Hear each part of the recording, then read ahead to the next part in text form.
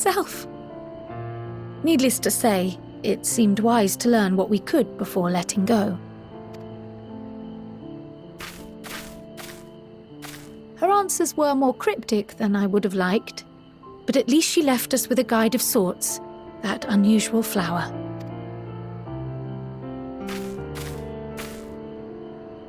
Yes, we are definitely making progress. You can't be serious! We've done nothing wrong!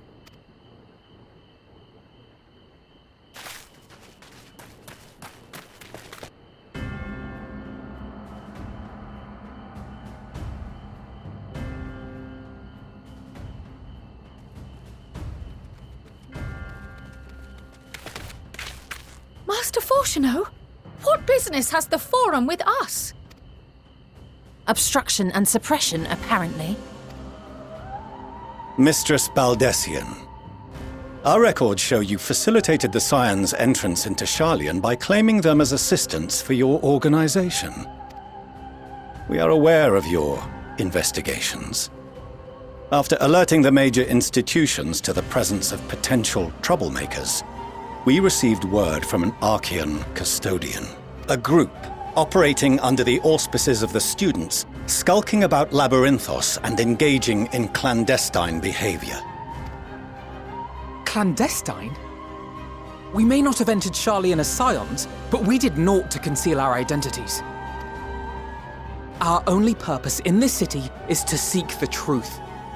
I can think of no reason why our actions should warrant the Forum's intervention. 'Tis not our way to discourage the pursuit of knowledge, but the timing of such pursuits must be considered, not to mention their potential impact. With the world in chaos, we, the true caretakers of wisdom, have committed ourselves to an undertaking that demands the utmost discretion. And we will not risk its success by turning a blind eye to disruptive foreign elements in our midst. What, then, is to be our fate? Will you put us on a ship back to Eorzea? The Forum will convene to examine your case. The results of said inquiry will determine your future in this city. As for your absent companion, he has already been detained. Grah! But why? Is reading a crime now, too? Reading is encouraged, celebrated even. Not, however, of the volumes shelved in the restricted section of the library.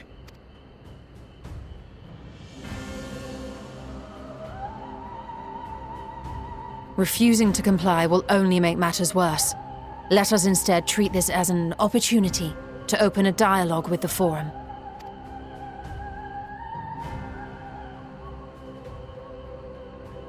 Silence is often one's best defense.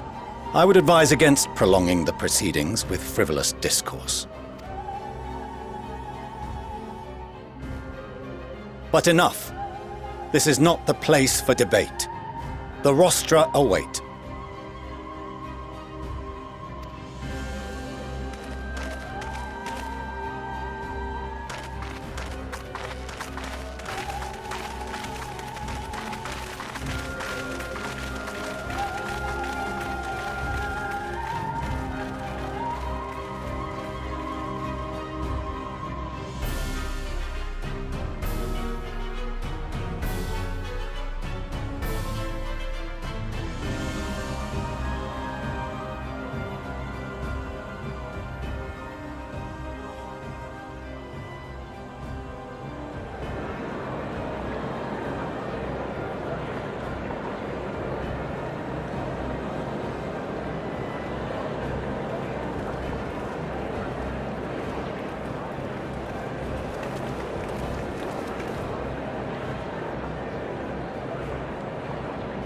Forgive me. I was careless. We would have been detained regardless. This way, at least, we managed to stay together. I trust your time within the Forbidden Archives was well spent.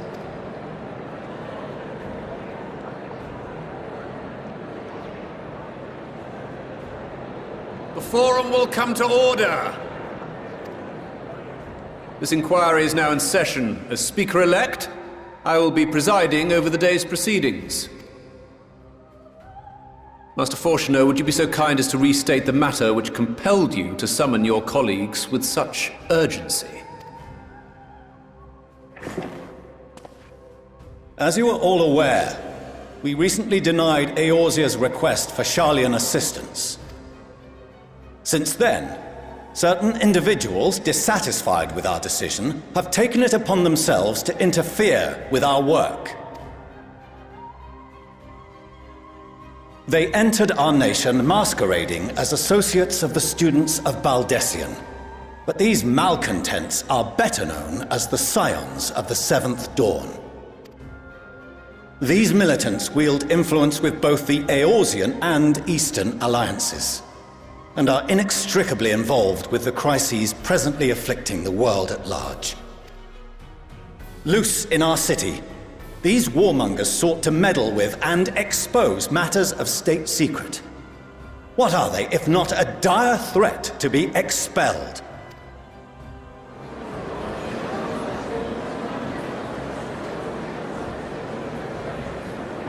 You have tarnished the good name of the students. Galuf would be ashamed.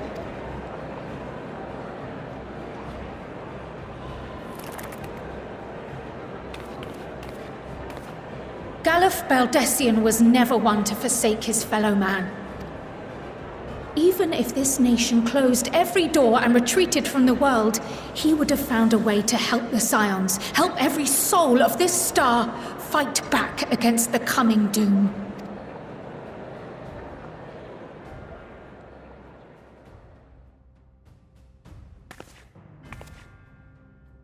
A terrible enemy stands poised to lay waste to all we hold dear.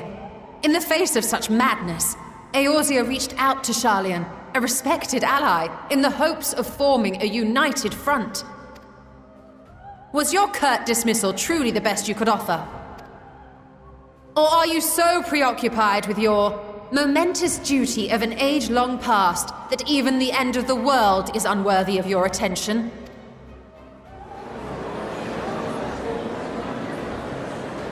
Whence came this revelation? From the mouth of a Forum member within fortuitous earshot. Then it seems your findings support my own.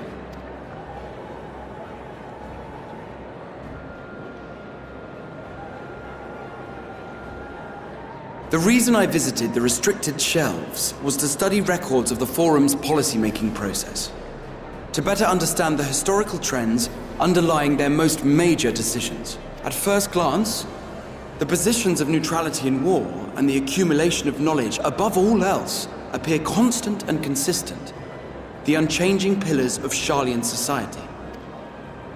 And once upon a time, I might have left it at that. These days, however, I am more attuned to the subtleties of governance, and so I noticed something odd.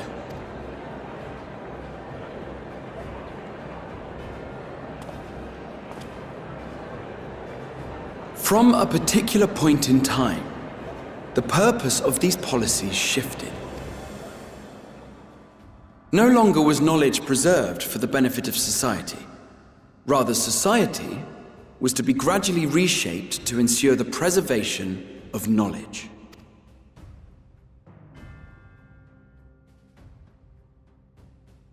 The most conspicuous and telling change was the one which befell Labyrinthos. Once little more than an oversized storehouse, an enormous allocation of funds saw it transformed into an advanced research and archival facility. I also discovered a fascinating account on the finances of our Dravanian colony. The settlement attracted students from far and wide, and the connections and tuition fees thus acquired were funneled into further improvements for the archives. Now, there is no question that our nation's progress is tied to the acquisition of wisdom.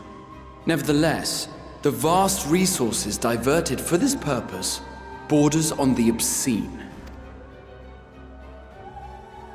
But returning to the matter of when, Our change in course appears to have been made some 270 years ago.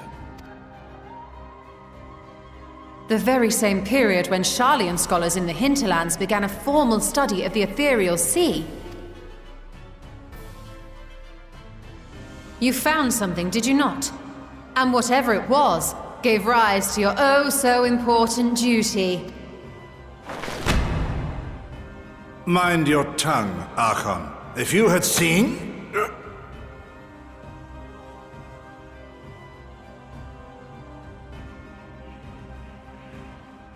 Yes. We are bound by a duty we cannot ignore. Knowing this, what would you have us do? Abandon our vital work and join you on the field of battle? We will never choose the way of the sword.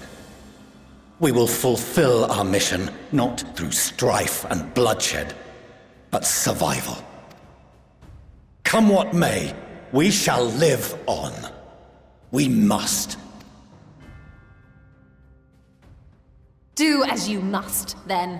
But we Scions will fight until the heavens fall, until our last breath.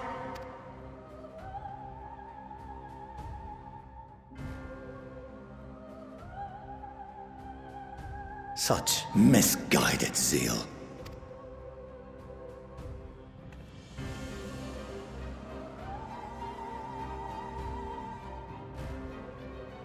Father,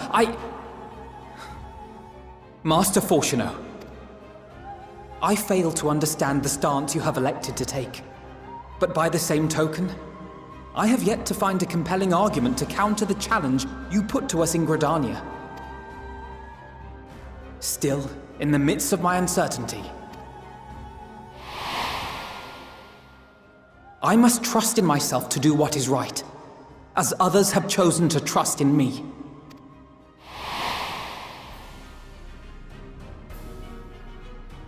So I will continue, as I always have, weighing the consequences of my every action, and allowing my hope for the future to inform my decisions.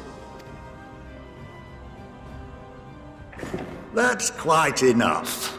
Have you all forgotten the reason for this assembly? Skolok Monteshane. He's the head of the studium and an old friend of my grandfather's. Honestly, every discussion devolves into some interminable debate. Terrible habit. Let's return to the topic at hand, By their own admission, these Scions have resolved to fight alongside the Eorzean nations against the doom which swift approaches. But there exists no evidence of an attempt to incite our citizens to do the same. Furthermore, while our decision may well have been the correct one, we cannot simply bull our way through these disagreements without inviting doubts or objections. Put yourselves in their place. Who among you would leave a tome unopened if an elder forbid you read it with no reason given? Now, if we're to quell further discontent, then we must conclude this matter with a fair and even hand.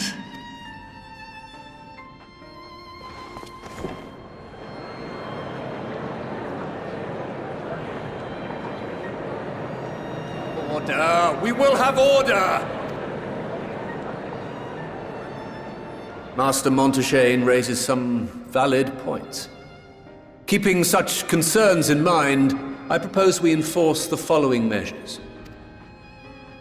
Until further notice, the students of Baldesion are to cease any and all activities within the domain of Sharlayan. You will also refrain from any further investigation into the Forum's decisions and duties. Failure to comply with these restrictions will result in the immediate expulsion of your Scion associates. Let us put this judgment to a vote. All in favor, raise your hand.